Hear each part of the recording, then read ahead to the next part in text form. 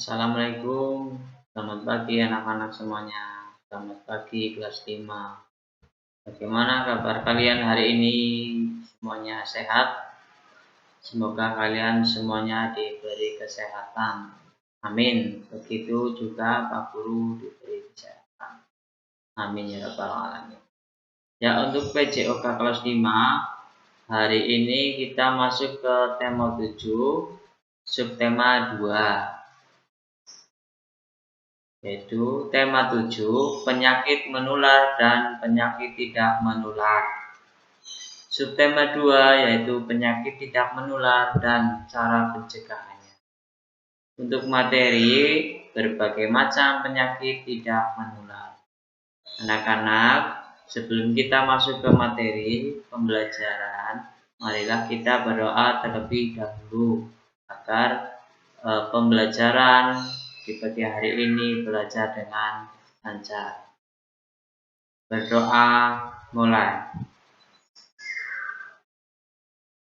Selesai. Tujuan pembelajaran yang pertama, memahami berbagai macam penyakit yang tidak menular. Yang kedua, menceritakan kembali tentang berbagai macam penyakit yang tidak menular. Nah, yang selanjutnya anak-anak, yang B ini melanjutkan penyakit tidak menular dan pencegahannya. Penyakit tidak menular adalah penyakit yang tidak dapat ditularkan kepada orang lain. Penyakit tidak menular biasanya terjadi karena faktor keturunan dan gaya hidup yang tidak sehat. Meskipun kalian bersentuhan dengan si penderita, kalian tidak akan tertular penyakit tersebut. Itu ya anak-anak, pengertian penyakit tidak menular. Selanjutnya, jenis-jenis penyakit tidak menular. Penyakit tidak menular terbagi menjadi yang A, penyakit yang disebabkan oleh kekurangan gizi yang tidak sempurna, seperti penyakit rabun mata, beri-beri, dan sebagainya. Yang B, penyakit yang disebabkan karena tekanan darah tinggi atau hipertensi dan tekanan darah rendah atau hipotensi. Itu yang kalian sering dengar ya. Yang C, penyakit alergi seperti asma dan gidu. Yang D, penyakit yang disebabkan karena keracunan seperti keracunan makanan dan minuman.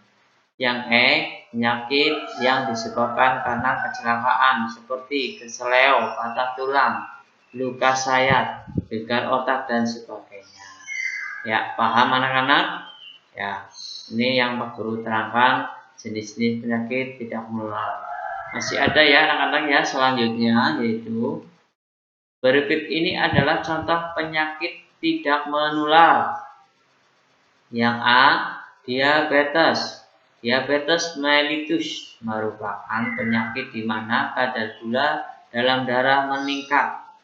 Penyakit diabetes ini mengharuskan bagi setiap penderita agar tidak mengkonsumsi makanan yang mengandung karbohidrat terlalu banyak ya. Nah, yang B, rematik. Rematik adalah penyakit yang menyerang sendi otot, tulang, dan struktur di sekitarnya. Penyakit ini dapat menyerang kepada siapa saja ya. Siapa saja, berarti termasuk anak-anak, dewasa, atau orang tua. Yang sering itu dewasa dan orang tua ya.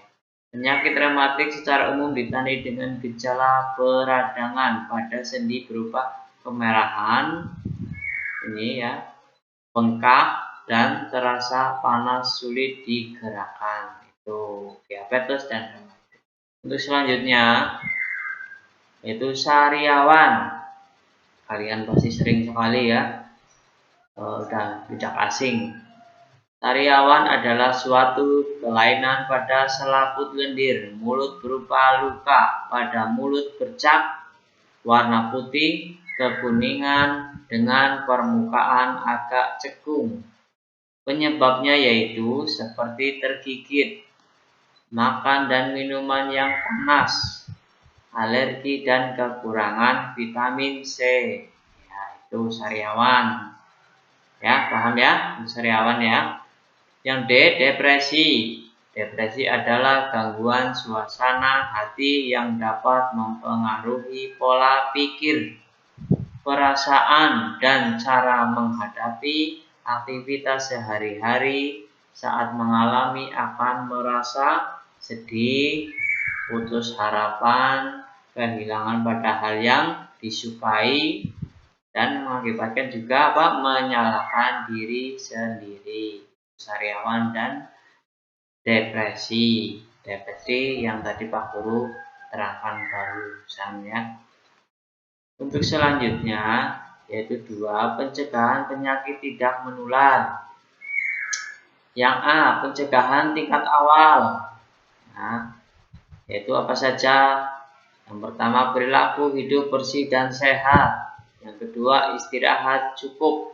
Yang ketiga, olahraga teratur. Yang keempat, menghindari rokok.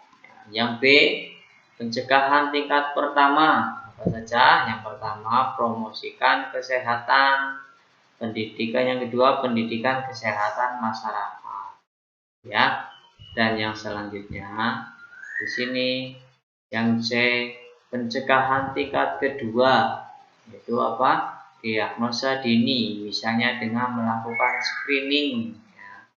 Yang D, pencegahan tingkat ketiga, rehabilitasi, misalnya apa? Perawatan di rumah orang sakit.